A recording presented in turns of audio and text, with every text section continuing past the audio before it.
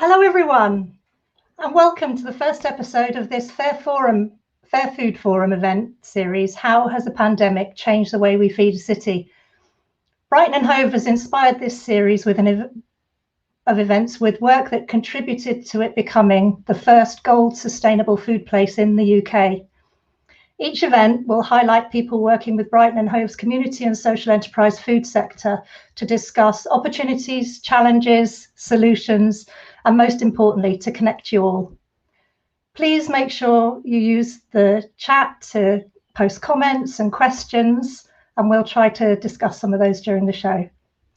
On today's show, we will meet Helen Starr-Keddle from Brighton and Hove Food Partnership, Jim Deans from Sussex Homeless Support, Momma Cherri, volunteer at Purple People, an entrepreneur, and Iain Chambers from Brighton Food Factory. So without further ado, let's meet Helen from Brighton and Hove Food Partnership. Hi, Rebecca. Hi, yes, I'm Helen Starr-Keddle. I work for Brighton and Hove Food Partnership. Brighton and Hove Food Partnership is a not-for-profit in the city that works on all aspects of food.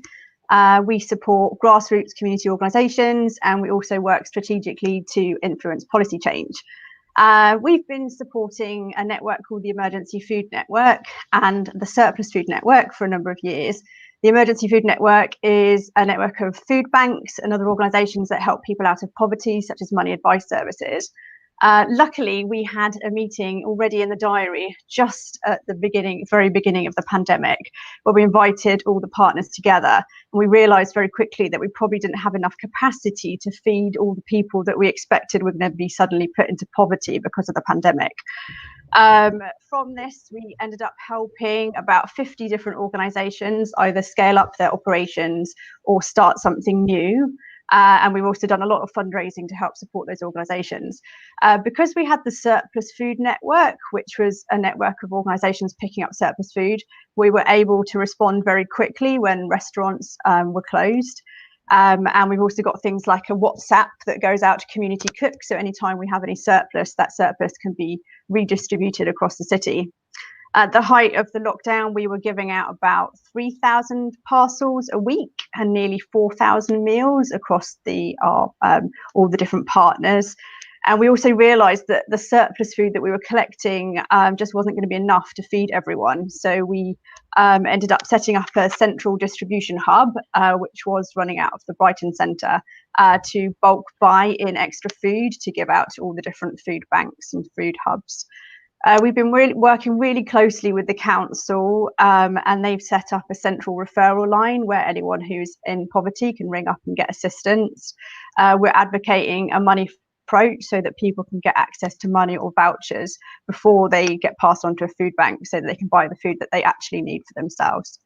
We've been supporting about 8 pilot projects who are trying to set up more affordable food schemes and have sort of more sustainable models. Some of these are kind of run along the pantry style or social supermarket models where you pay a small membership fee and you get access to a lot more food from that because some of the food comes from fair share. We've also been with those pilots bulk buying in extra food. We've been sourcing from Brighton Food Factory, who you're going to hear from later. And so we know that we're supporting our local farmers. We've been doing lots of other things as well. We've been doing in the bag recipe kits and cookery lessons. And we are continually looking and trying to improve the ways that we feed the city in a way that's fair for everyone. Thanks. I think that's probably me for now. Thanks, Rebecca. So how are things at the moment? As busy as it was at the very beginning of last year because of all the systems that we've set up. So although we're probably dealing with as many people, a lot of those people are being given the vouchers through the council line first. So it's meant that actually within the food banks, they're not seeing quite so many people. Okay, so do you feel we're better prepared now? It's the second time round. Exactly. Yeah, we've set up so many systems, so many, everyone's kind of got their operations sorted. There's organisations that are, cooking, 1,000 meals a week and they've got their system sorted. So I think we're in a much better place this time round. Obviously, we don't know what's going to happen there is, potentially still going to be a huge increase in poverty. with the continuation of the lockdown. So it sounds like there's been an incredible system built to that is quite resilient now.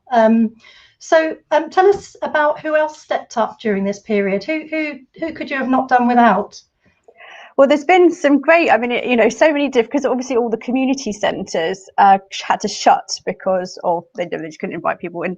So, for instance, the Hop 50, which is an over 50s charity based in Hove, they ended up giving out parcels instead. And similarly at Portslade Village Centre, there was an organisation that normally works with disabled children, and they were giving out food. I mean, I can't name them all because obviously there's some of those organisations have since stopped doing their activities.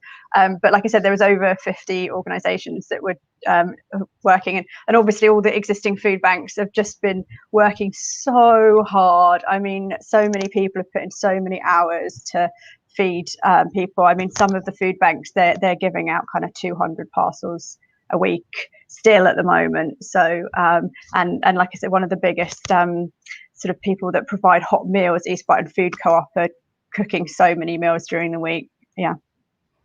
Thank you so much, Helen. We'll bring you back later for a few more questions.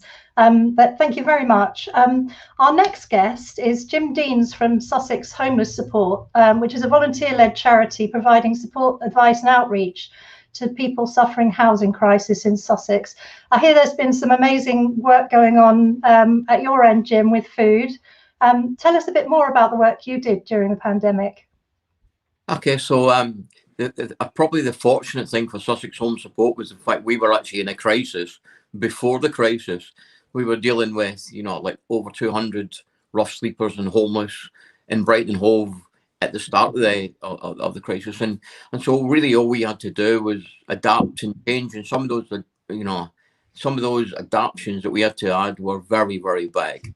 The first thing was all the day centres had to close, which meant the places where rough sleepers would get their meals during the day or homeless would get their meals during it literally closed overnight. And we adapted by going up to 8 street kitchens a week. So we got police support. So Sussex Police were fantastic with us, and they sent officers along, and we were able to, comply with the guidelines as best as possible, and covered everything with bleach and all this kind of stuff that tries to make it as safe as possible, but still able to serve up, 200 meals, hot meals on the street, and then probably another 200 meals to take away, along with other foods that they could take. And obviously going from 1 street kitchen a week to 8 street kitchens a week was an immense food change. But kind of what was positive was the fact that it was unfortunate for restaurants and places to close. But the immediate thing that happened is because of the surplus food network, which we're a partner in, we ended up getting all the surplus food. So we were getting restaurants giving us the best of food, and a lot of it was frozen and a lot of it was fresh. So it just kept going and going and going. And I think that was something that we probably never anticipated. It was nothing that could ever have been planned. But second time round now, exactly the same's happened again. But this time we were contacting restaurants saying, look, we're sorry, we know you're going to have to close, but, maybe we could take your food. And I mean, we're going as far as Hailsham to pick up food. And supermarkets as well have been very good with us. Morrison's, Tesco's, Marks and Spencer's, Aldi, all the big supermarkets have been very good giving us their excess. What happens is a lot of people were clearing the shelves because they thought there was going to be this shortage. And so the supermarkets then restocked the shelves to find that people weren't taking stuff off the shelves the second time round, because you only need so many 100 rolls of toilet roll and so we ended up getting enough stock to keep this 8 street kitchens a week going. So now we've dropped down to 2 street kitchens a week because a lot of the other services have actually came back, and that's been fantastic.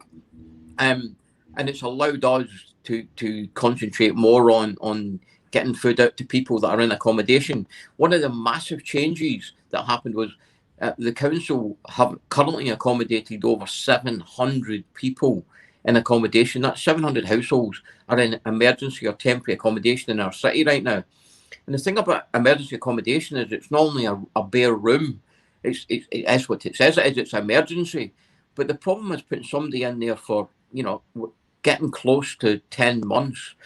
You can't survive that way. So since March, we've given out over 2,000 household items. So kettles, toasters, microwaves, tellies, radios, and utensils to cook with. And what that's done is it's allowed a lot of the people who are in this temporary and emergency accommodation to cook. And that's kind of changed their dynamics. But what's allowed us to do is to give them food to cook in their rooms. And sometimes a bit of advice on how to cook macaroni cheese is going to keep people alive. And again, I think what Sussex Home Support has managed to do is to keep the ball on the ground and don't think too far ahead. We're able to make very quick decisions, one desk decisions sometimes, and change completely the way we've been operating. We're now fortunate because we've now got our own testing, so we're able to test in-house. So if a volunteer is worried about it, then immediately we can test, and they're 20-minute tests.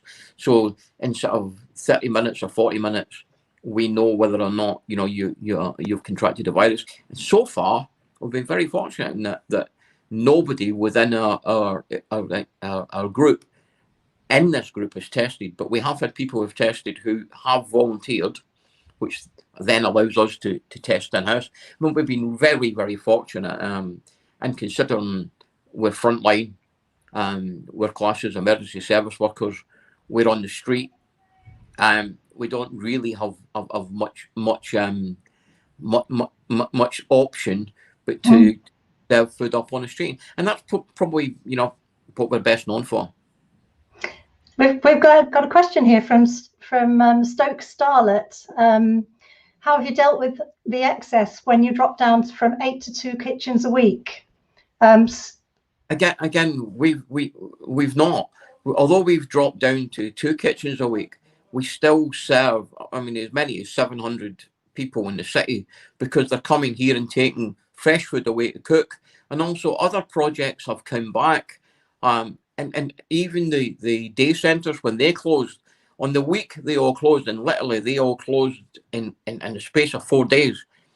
They all then contacted us as part of the surplus food network, and we were able to go and clear their shelves out. Well, now they've come back and they're able to serve food out of the side of their building. So they're back taking the food that we were getting. But I have to be honest, we've a lot of volunteers here that worked themselves 18 hours a day just to try and use up that food, because there's nothing worse than seeing good food going in a bin. And I think that's where Brighton and Hove have excelled. I mean, really, we are managing to save so much, I mean, really good quality food and feed people with it. Fantastic. I mean, it sounds like that connected, networked approach has not only saved food but saved lives. There's no question about it. There's none. One of the biggest things about lockdown is mental health and depression. And if you get put in a room and you have got nothing whatsoever, then it's mental health wise it's bad. But it's also been very good, because a lot of the people who wouldn't have ever thought of going into accommodation have gone into accommodation, and they've got kind of used to it. I had guys here yesterday, unbelievable guys, looking for like a George Foreman grill. This is somebody that was in a pop-up tent a year ago, and he's in here asking for and have I got the instructions on how to use it? And so it's encouraging, despite the fact it's a crisis. And you've been doing such amazing work, Jim. How do you think your experience of working during the pandemic has provided expertise and support for people in other sectors who aren't working around food or around homelessness, but perhaps have been doing something else as a service? Do you think you've taught them anything? I think that's probably a question you ask me at the end. Right now we're still adapting almost daily. We get government updates, and I mean this, we get them every single day, and they're never the same. There's always a change. And so I think at the end of this we'll have learned a lot, My biggest worry and fear now is the figures in the homeless world that we work in. There's, by Easter, there'll be 500,000 people in rent arrears. That's the perfect storm that's sitting somewhere just off the horizon that we expect to see when this epidemic actually comes to an end. Thank you, Jim. Thank you. We need to move on. So interesting. Thank you for your insights. Our next guest is Momma Cherri of Purple People. She's a volunteer at Purple People Food Bank. She's also an entrepreneur in her own right. Welcome, Momma Cherri. Tell us about the work you've been doing. Great. Thank you. Hi, everybody. Well, I'm pretty much just an individual by myself. Well, we're working with my daughter. And back in April of last year, 2020, I started by just cooking food from 5 families in my church who I felt needed extra help. And then it occurred to me, I can do more. I can do a whole lot more. So I reached out and I spoke with the food partnership people, and I asked them, could they put me in touch with some food banks or organizations? And it kind of grew from there. And I discovered that the Purple People Food Bank is literally like in my car, 5 minutes away here in Port Slade. So I wanted to be able to connect directly with people in my local community. And I spoke with them and we developed this partnership where each week I arrive on a Friday and I drop off, if you can see behind me today, after I drop my delivery, I collected these 2 crates. So they give me fresh produce each week, which I bring home, and then I turn them into cooked meals. So I basically do loads of vegan meals, vegetarian meals. The one thing they aren't able to supply me with is meats. So I have to find and source all of the meats for myself. I also have to provide all of the packaging by myself, all the labeling. So there's an awful lot that goes into it. But my aim is I try to put at least 50 meals per week. Now, I try and break it down I try and do 20 to 25 meat dishes. Then I do vegetarian dishes and I do vegan dishes. But I also do it so that in terms of items, it's 100 items. That's my goal. So I do desserts. So you may only get 25 desserts. You may get 25 salads. You may get 20. Today was my potato and fish pie, as well as I did a parsnip and swede soup. I did some Brussels sprouts, because let's face it, there's tons of sprouts still around from Christmas. So I did some Brussels sprouts, but I do them like with a twist. I did it with some bacon and some fresh cream.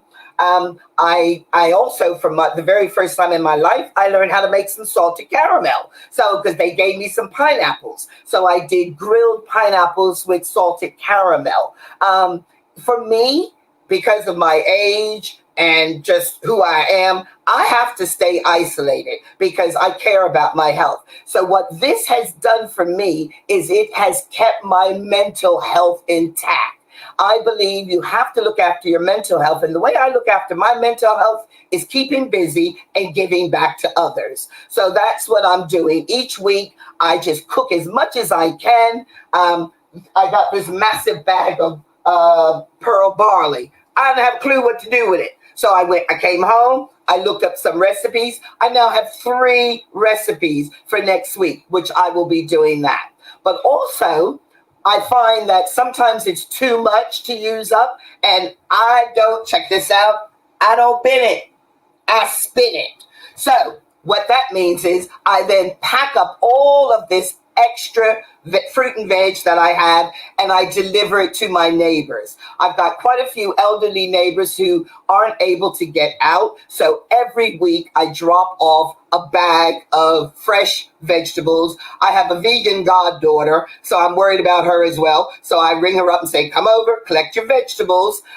So I believe everybody can do their part. My biggest part is just keeping it going. And so I stay on social media, and it's my friends who help fund this, because when the funds get so low, because I'm not a charity, so I don't have anybody giving me money. I just reach out to my friends and I say, I need help. And then they send me. And what I say to people, £5 can make a difference. So when it comes to people donating, I just say, don't worry about the amount. Anything you give, I will turn into a meal, because that's the way I was raised. I don't waste nothing, and I use it all, and I try to promote it. And then I also, I'm a YouTuber, so what this does, it gives me great content, because every week when I'm cooking for the food bank, I'm filming the dishes that I'm cooking. So it helps me to help others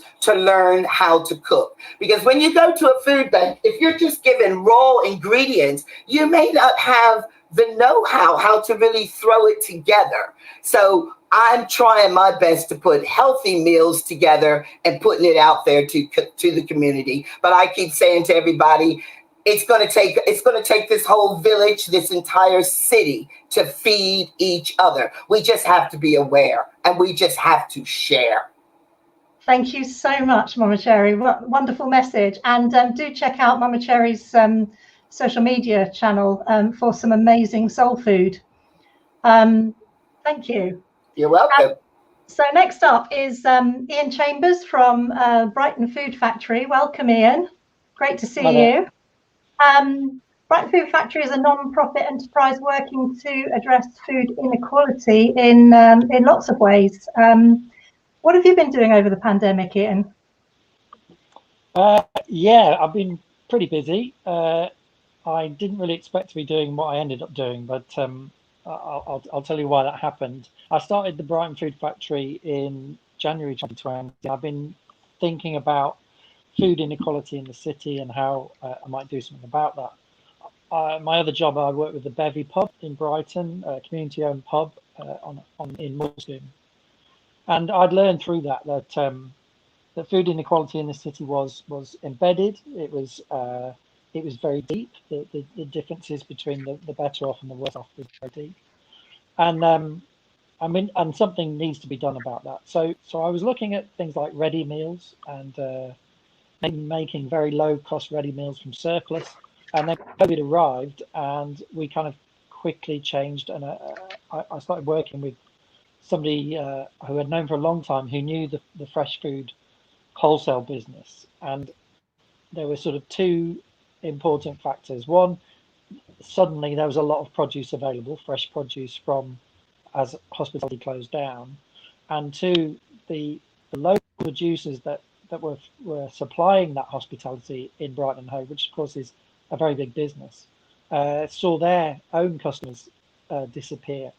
So we knew that food needed to be moved around, and we needed to be part of the movement that Jim's described and Helen's described. And two, we need to make sure that fresh produce came in and we can keep our local growers in business. So we hired vans and we started moving produce around. And that's kind of what we did throughout COVID and are still doing. So we've been going right to the edge of Sussex and into Kent, buying fresh milk, high value milk, not just the sort of normal stuff, but actually local milk. We've been buying apples, pears, potatoes, and bringing back in the city and getting them into the food bank system. So obviously, most of the food groups that have been described this morning, including Momma Cherri, are using surplus. So they're using stuff that mainly comes through fair share.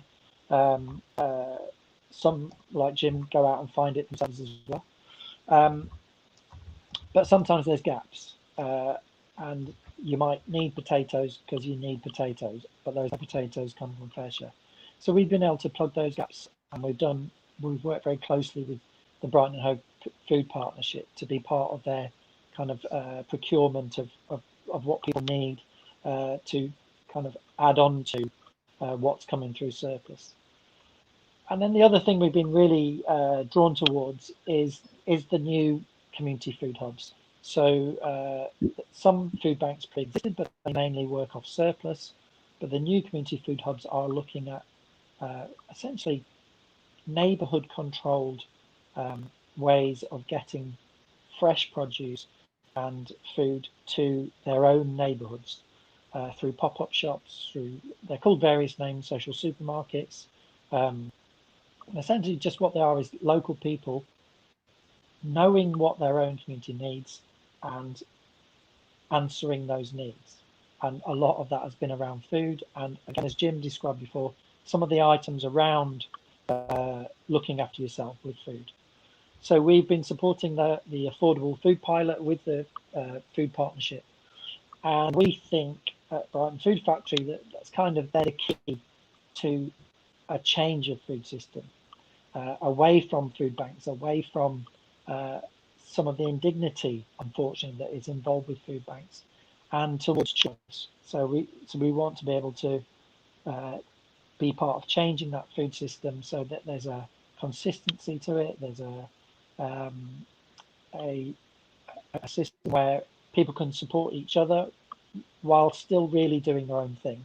So we're definitely not looking for some kind of great big sort of social supermarket system, but we do know that really if we want to move to a kind of a more sustainable food system, we need local growers, we need local buyers, and we probably need people to support each other as they buy. And what I mean by that is if we can sell food, say through food boxes or through our partners, people like One Church and Florence Road Market, to people who can afford to pay the normal margin on food, the margin that they would pay at a supermarket, but that margin can support people who can't afford necessarily all the time to shop for fresh food. And by doing so, we just think we'll end up with a fairer food system, but also a more sustainable food system. So that's kind of what we do. So yeah, I'm interested in what the pandemic has done for the prospect of changing that food system.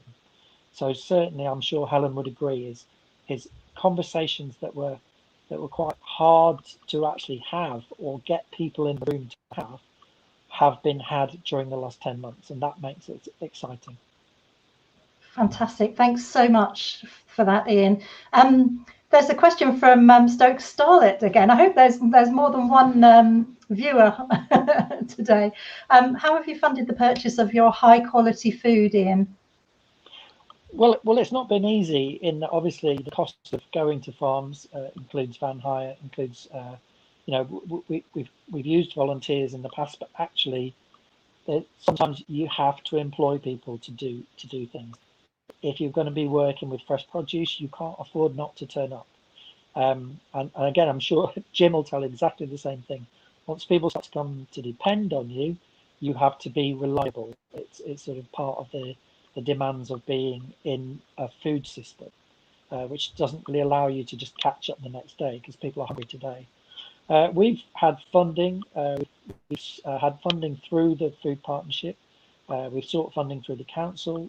We've sought our own funding through places like the Chalk Trust and the Sussex Community Fund.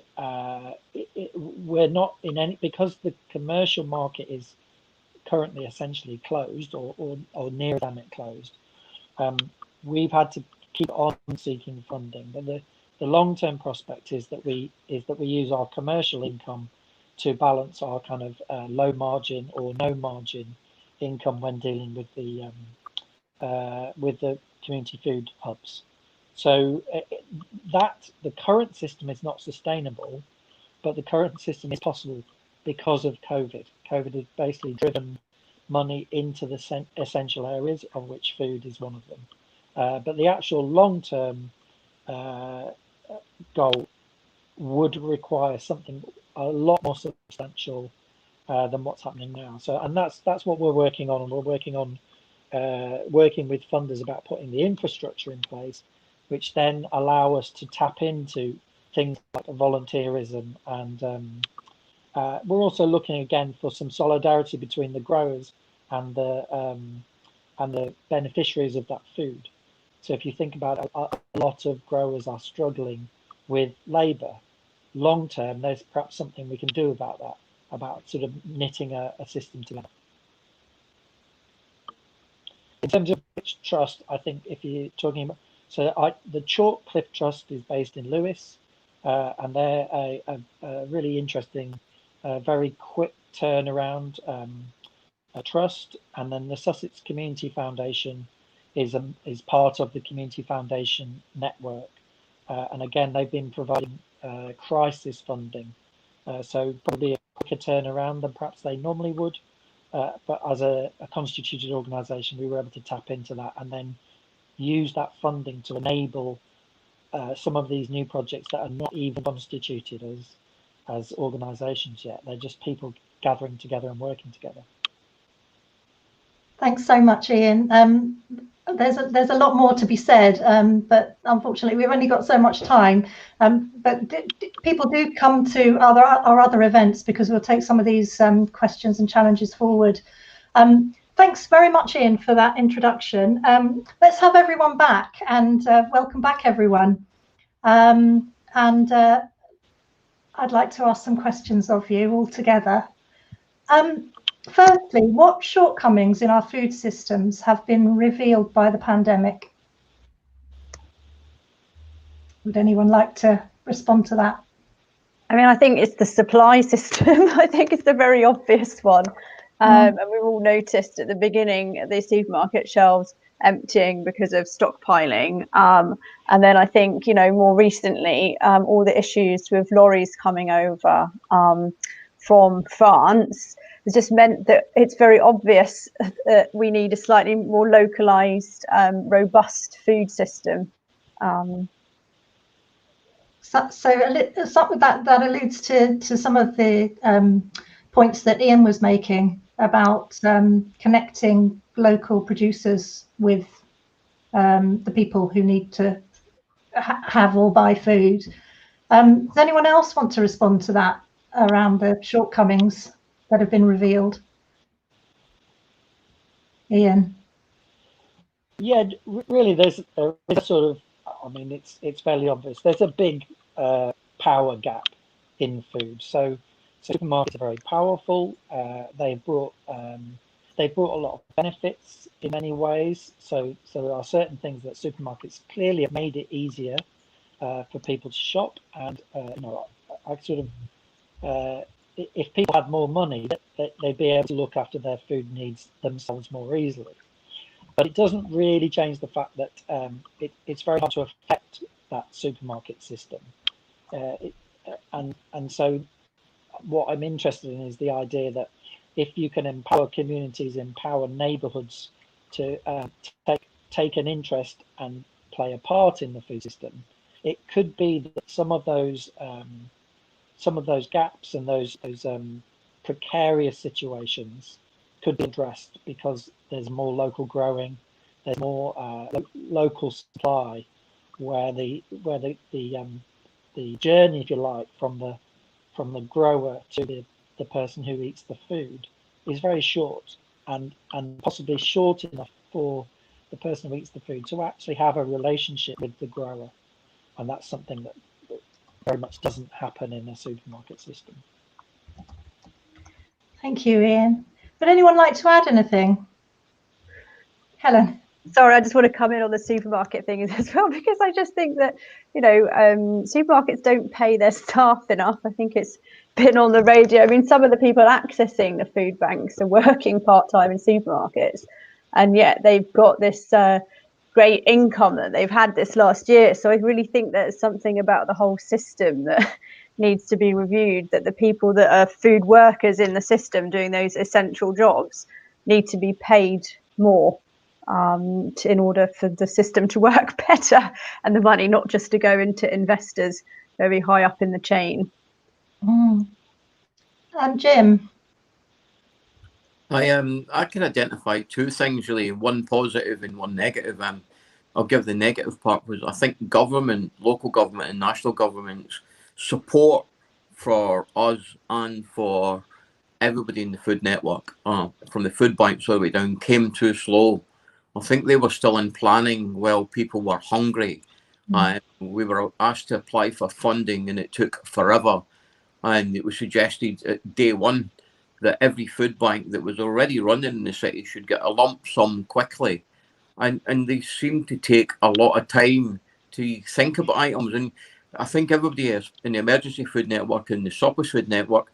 We don't operate that way. We operate, almost like supply and demand, or demand and supply.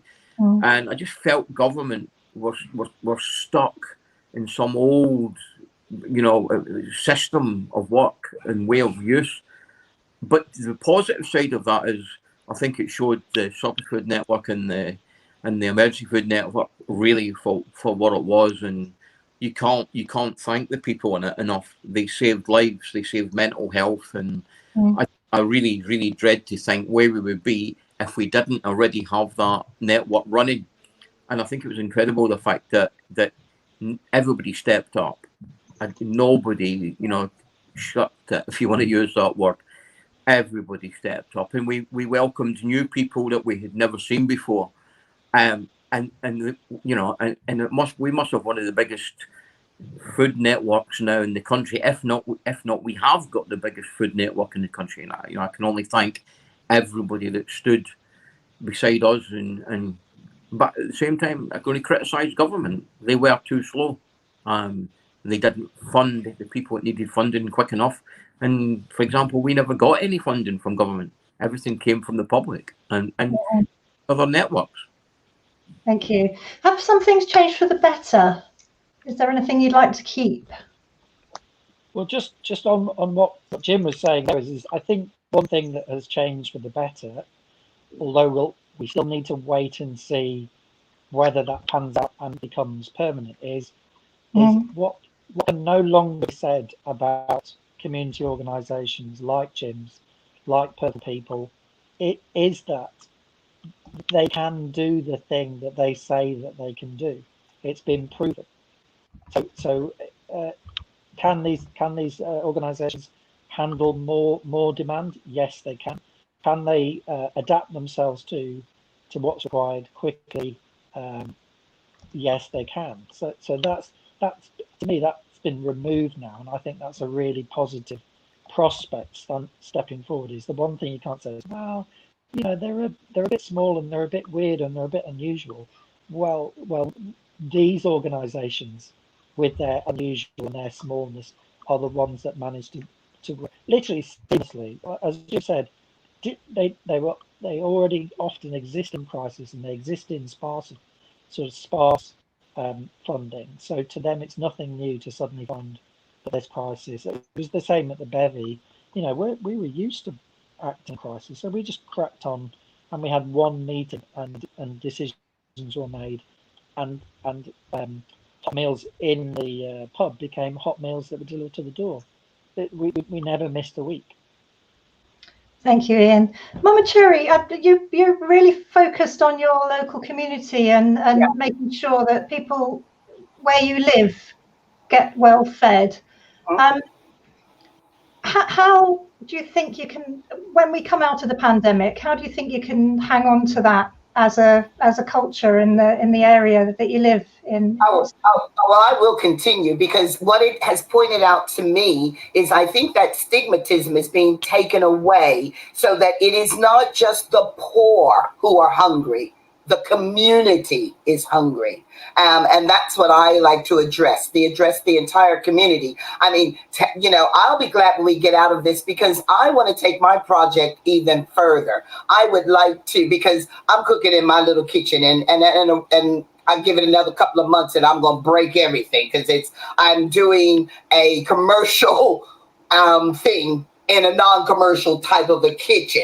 And what I'd like to do is actually go out into the other parts of the community, into community centers, and cook with the community. I think that if you show them how to do it and cook with them, people will then can take it on with pride as their own. And it's not just because when I say to them, I'm not giving charity. It's not about charity. It's about giving love. And I think if we all just are able to continue to work together, I can't wait to get into like a community kitchen, take a group of children, teach them how to cook, and then leave it. Go to another community center, teach them how to cook. Go into a church, cook with them.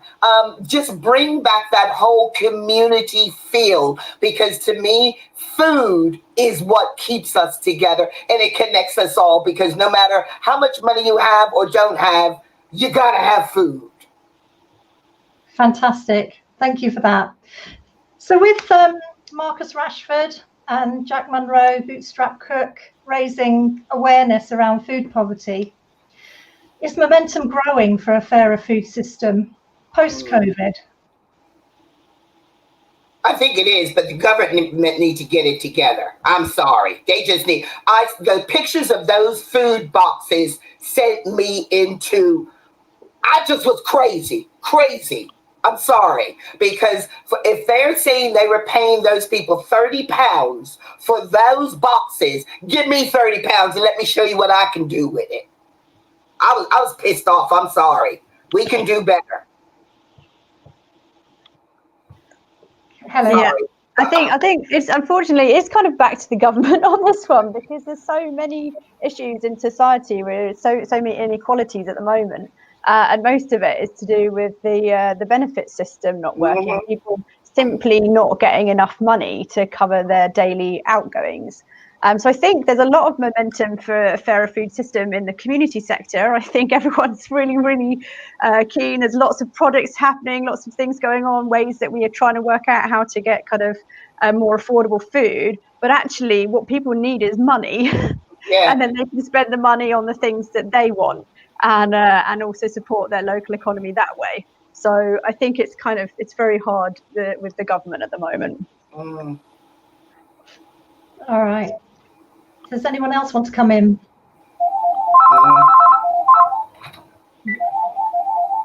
First, get that call. No, I mean, I totally agree. Is that we've spent a lot of time within things like the Affordable Food Pilot project, and talking to the food factory. Obviously, talks to a lot of the projects individually, and yeah, we have the money discussions, and we can be inventive, and yes, there is money to tap into at the moment, but you're still removing the kind of dignity and the need for people to make the choices. I mean, when you don't suffer from poverty, you just don't really realise that some people don't have the choices that you do. And I think it was interesting in COVID is when you have an empty shelves, people were like panicking, upset, but perhaps it was also an experience for them. Is that's often what it's like for people with no money, is that they either have no choices or they're very limited choices, and they work with the budget they have, and they do the best they have. But if they had more money, they just have more choices to make. So I'm hoping that feeling of kind of the food system breaking down and suddenly not having choices about what you can buy, and you end up buying some weird pasta and pulses that you probably ended up never using. But at least it gave you an insight into what it's like not to have food choices. And so that's where we need to get to. If we go down the route that we're going down, we are going down the American route of embedded food poverty with an industrial hunger system, and we need to find ways not to do that. And so that's why I'm excited by the community projects. But ideally, people would just go to them and shop at them, and it wouldn't be about poverty. It would just be about, this is the best produce you can get at the lowest price you can get it, and there's an ability to just have solidarity with someone with less money than you by paying what you can afford instead of paying the lowest price. Thank you. Mama Cherri. Oh, I think Mama Cherri's muted. A minute. There we are. Okay. I think we also need to recognize that when we come out of this pandemic, that it's not over. And I think people need to realize that just because they say you're out of lockdown, we now have the vaccinations, it's not over. This was happening before the pandemic. It's just been highlighted. So we need to come up with a system that is ongoing so that if we ever find ourselves back in a situation like this, we've already done the groundworks and we've already figured out how we can move forward. But also, I think people need to understand it's not just about food, because for organizations like all of us, we have to think about packaging. We have to, and not just packaging, trying to think of what is the best type of packaging to use for our environment for the long term.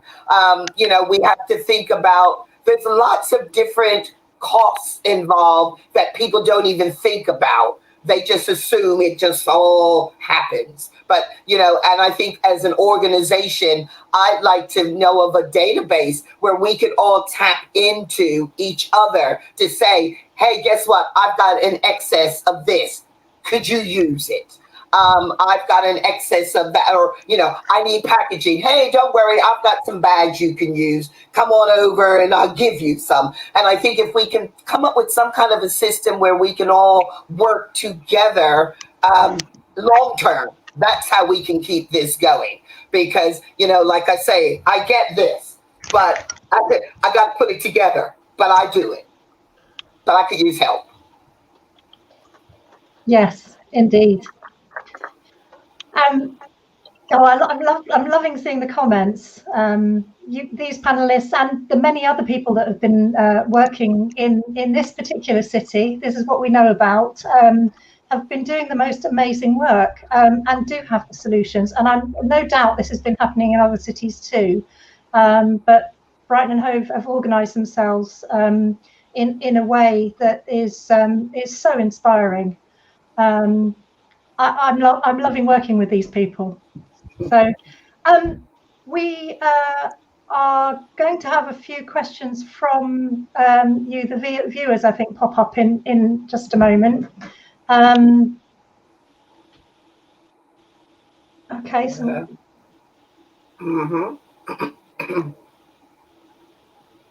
yeah, does anyone want to respond to that comment from Starlet? I mean, I think so. One of the issues around vouchers, between food parcels, vouchers, and cash, I'd rather have vouchers than food parcels. Food parcels are often can often be there's no choice involved, and they can be standard. So some organisations are very on top of the nutritional balance of things, and they realise you can't just randomly put things in there. You've got to think about meals, etc.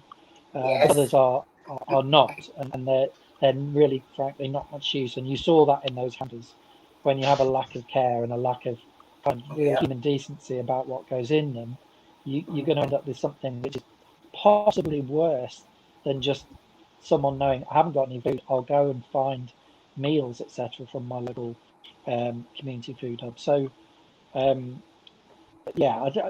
is an awful long way to go. I mean, one of the things I like about what's happening in COVID is when you highlight something like Jim's project, where Jim's showing that on a tight budget and with smart people knowing what they're doing in terms of catering, you can feed a lot of people for very little.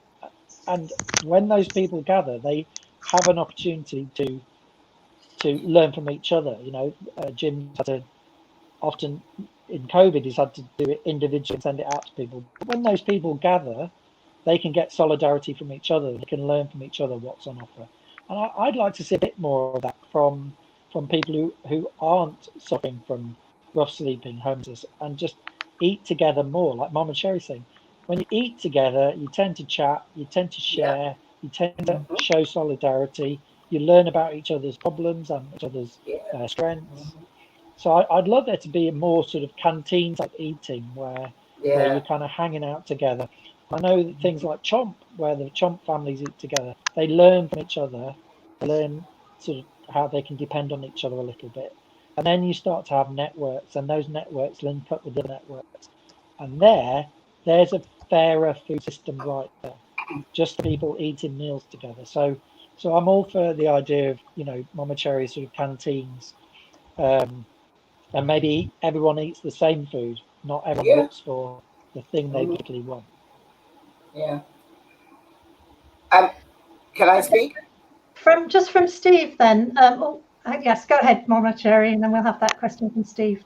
Yeah, I mean, what I was going to say, when I grew up as a child, what we used to do is every Sunday within my church, we had, after church service, we had a potluck dinner where everybody could bring a pot, bring it on the table, and we would have a conversation. And then after that, whatever was left over, the families that were in need could take home food to feed their families for the week. And it was just that coming together of community made a difference. And I think with restaurants, when the restaurants open back up, there's got to be a situation where if at the end of the evening, if you've got food, then you need to be able to send it off to places so that the homeless can have it. Because when I had my restaurant, at the end of the evening, I invited the homeless in and they ate. Because that's just the way it needs to be. Thank you. Nice comment, Steve. That food is fun, socializing. Kate, it's the glue, trust and connection, and being human. Thank you for those comments. Yeah. So we have a mutual aid hub with Professional Kitchen, working with chefs and community, plus linking with local ethical businesses and helping incubate more. So a great system growing there too, Kate. Great. Scotland has a healthy corner shops project where local shops were encouraged to sell fresh produce. I think it was popular because it made healthy food easy and affordable for local people. Thank you, Steve. So that speaks to Iain's point about, that it's important for people to be able to walk into somewhere and access good quality fresh food without the label of visiting a food bank and receiving what you get. Jim? I think one of the things that's been missed was the system we used to have, which was Meals on Wheels, which was run by the RVS, and that was done away with not that long ago, and I think it's been really sadly missed because we've really had to recreate what that is, and I think now a great opportunity for the community to get together and create its own Meals on Wheels system, and that should be funded by government. 100% funded by government. It should be paid staff, and that way there's a guarantee to me and everybody that there is a hot meal every day for everybody that wants it, which would take away some of the fragmentation that we've all got, trying to cover each other's backs. I said before, some of the figures that are coming back from crisis and shelter are devastating. 500,000 people in rent arrears by Easter. We've created a perfect for the end of the pandemic. There's so many businesses now that are only running because they're getting the furlough money, and there's so many places that are closing. I really think that we should be in planning for Armageddon, and I don't think government is creating that planning or inviting us to plan that planning that really needs to be done, and it needs to be done now. Not at the end of this when they say that's it, everybody run wild in the aisles, because I don't think there's going to be aisles. Some of the ideas that are coming across on this and just this little debate are incredible. Like, we're going to create the new co-op, our co-op, where we get shops where £5 buys you £20. And probably £15 of that would have went in the bin, because a lot of the food is going to be, from the surplus food network, so it's stuff that would have went in the bin. I mean, that's some of the things that are coming to light. I think have got a greater value than it might sound like right now. But we've got homeless people eating food that would have went in the bin, but they also take it out of the packaging. So it means the packaging can be recycled, because you can't recycle food in packaging. Nobody does it; they just put it in landfill. So there's a lot of things that at the end of this, will be the start of this, and you know, and Sussex Home Support will play a part with anybody that wants to plan out what the next big step is. Thanks, Jim. Yeah. Thank you. I just wondered if the panelists have any questions for one another. I know that most of you know each other. Yeah. I just wanted to know, is there anywhere independent people like myself can source other things other than just fresh produce of fruit and veg, you know, things like milk and meat and packaging and dairy products and just different things to help put the meals together? Are there places I should be looking to get extra stuff that I need to keep it going? Because at the moment, everything comes out of my pocket. Helen. I was going to say Iain was the best one. But yeah, Iain. Are you the one, Iain? But just from the food partnership, we do have some funding to help support community projects. So if there's certain things like packaging and things like that, just keep asking us, because that's the sort of thing that we can help support you with. Okay, because I mean, I know my problem is I'm not a charity, so I can't apply for anything. So it makes it difficult. Yeah, but I thought you were partnered with a charity now. I have kind of partnered with the charity. I asked them, help me, please. You don't have to do anything other than receive. Now, I have done that. Yeah, we're working on some stuff. So we work closely with the food partnership, but we also looked at a couple of separate things for ourselves.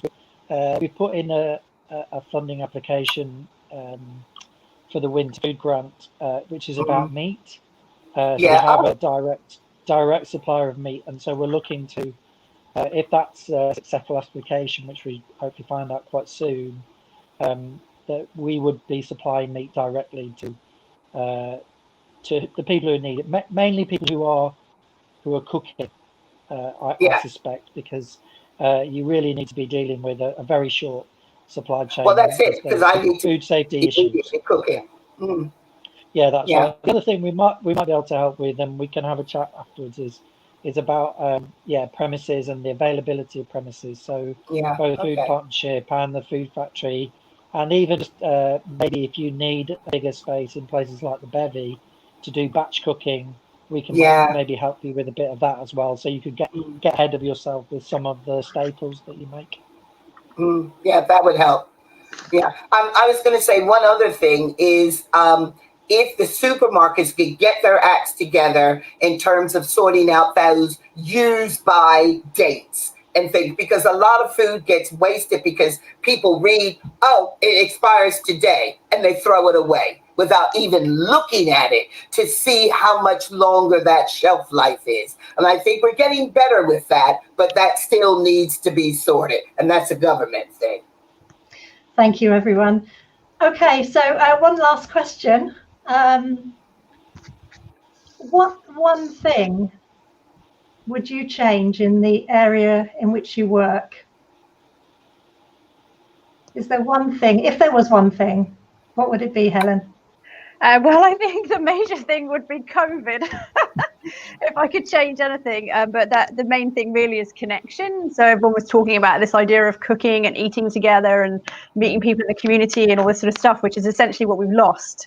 And that's the thing that I would most like to get back as soon as we can, basically, that feeling of connection with other people and kind of our community work. Thank you, Helen. Anyone else? Iain?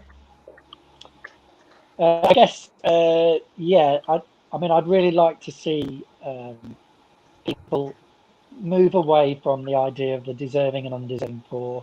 I think it's something that's happened for a good 30, 40 years now under different governments, where somehow we've changed from what used to be a sort of a safety net and a benefit service into a sort of punitive kind of that automatically you're on benefits in some way, that you're a drag on the nation.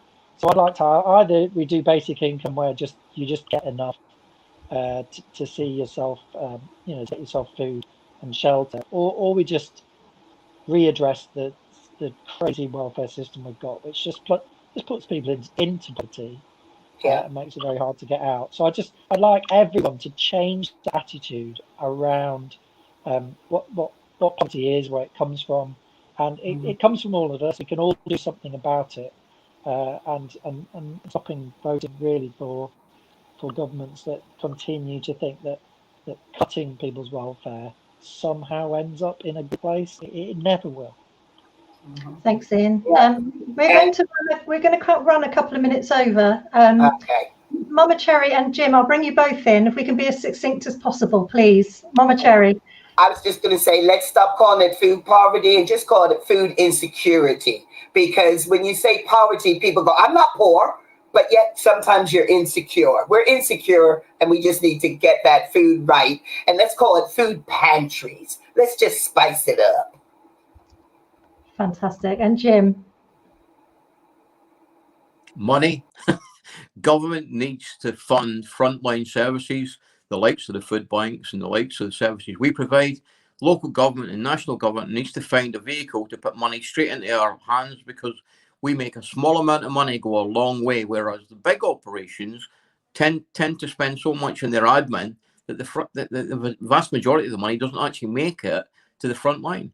Again, money. Local government and national government needs to fund the projects that can be seen to be delivering the food and services and supplies on the front line.